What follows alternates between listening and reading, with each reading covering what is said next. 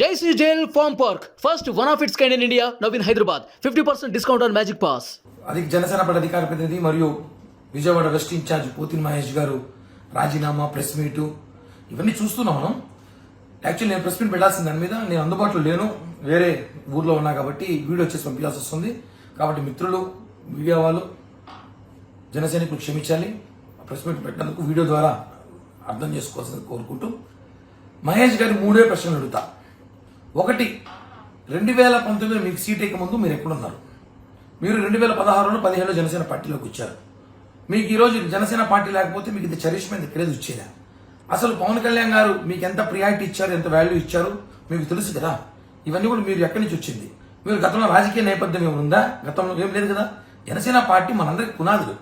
మనకందరికీ జనసేన పార్టీ పవన్ కళ్యాణ్ గారు భిక్ష పెట్టారు. ఈరోజు మన పవన్ కళ్యాణ్ గారు ఏదో వ్యూహాలు, ఆశయాలు ఉన్నాయి కాబట్టి అర్థం చేసుకొని పోవాలి. ఇప్పుడు నేనున్నాను, ఉదాహరణకి ప్రజారాజ్య పార్టీ నుంచి పనిచేస్తున్నా.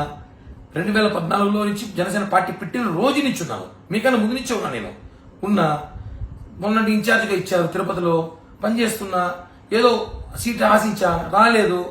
ఎవరు వైసీపీ అతను సీట్ ఇచ్చారు, దాని మీద నేను కొంచెం అలిగున్నా, నచ్చలేదు. ఇష్టం ఉంటే పని చేస్తా అభ్యర్థికి, లేదంటే పిఠాపురం పోయి పవన్ కళ్యాణ్ గారి గురించి పని చేసుకుంటా.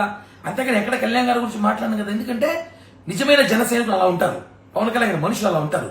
ఏదో వైసీపీ ఇచ్చిన స్క్రిప్ట్, వైసీపీకి పంపించిన 3 పేజీలు మీరు తీసుకొచ్చి చదవడము, దాన్ని బీసీ కార్డు పెట్టడం కరెక్ట్ కాదు.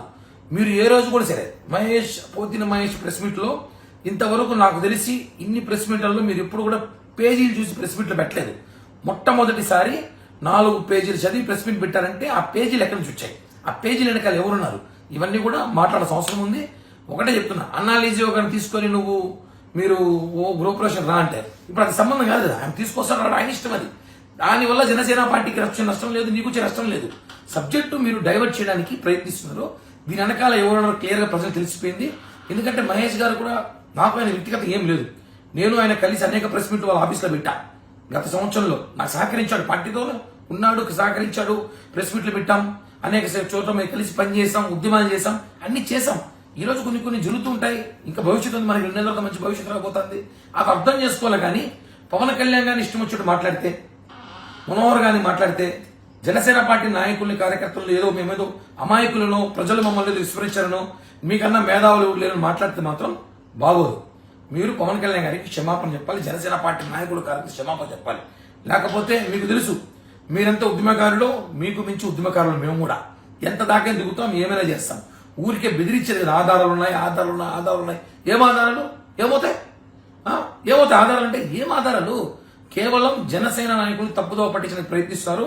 పోతిన మహేష్ గారు ఇది కరెక్ట్ కాదు, మీకు ఇష్టం లేదు, వెళ్ళిపోండి, హ్యాపీగా వైసీపీకి వెళ్ళిపోండి, ప్యాకేజ్ తీసుకోండి, ఏదో ఎమ్మెల్యేసో మంత్రో ఏదో ఇస్తామో తీసేసుకోండి, మీ రాజకీయ జీవితం చూసుకోండి. మీరు మమ్మల్ని మాట్లాడి మమ్మల్ని డైవర్ట్ చేయాలో, మమ్మల్ని ఏదో ఇబ్బంది పెట్టాలో పవన్ కళ్యాణ్ గారు మాట్లాడితే మాత్రం ఊరుకునే ప్రసక్తి లేదు. జాగ్రత్త. సుమన్ టీవీలో మీ పర్సనల్ అండ్ బిజినెస్ ప్రమోషన్స్ కోసం కింది నెంబర్కి కాంటాక్ట్ చేయండి.